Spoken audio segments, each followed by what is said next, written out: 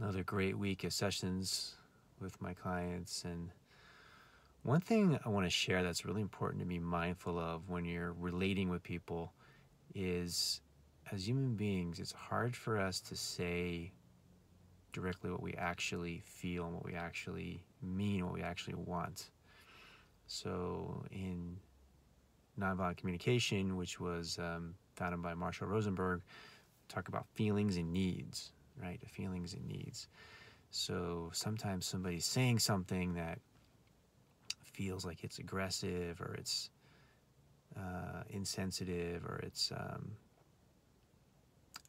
accusatory, or it's blaming you for something.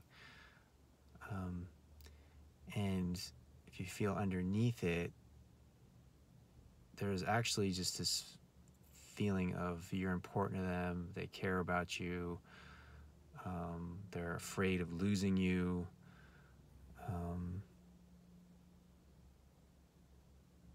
And sometimes it's about themselves. It's hard for them to accept themselves as they are. It's hard for them to love themselves as they are. It's hard for them to be in a space where they really value themselves as they are. So there's a feeling of insecurity in the relationship.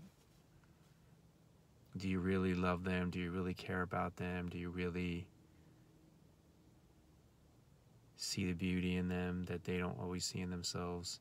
So the reminder is just to be compassionate, to be empathetic, and to feel underneath the words, to feel underneath the languaging. This is the hardest thing to do now, because so much of our communication is through texting and social media and written words. So it's really difficult to do it from that medium. But to be mindful that what we're saying and the words that we're using and the words that are being heard, and to be able to feel underneath that. As the saying goes, everything that someone communicates is either an expression of love or a call to love, right? So I've just been noticing that in the sessions I'm having with my clients. I've noticed it in some interpersonal relationships this week. I just wanted to share that with you because there's a lot of tense energy out there, and there's a lot of emotion, and there's a lot of fear, and there's a lot of anger, and there's a lot of energy and what's underneath all of that? What's there? What's fueling all of that? And feel for that. Look for the root. Feel into the root.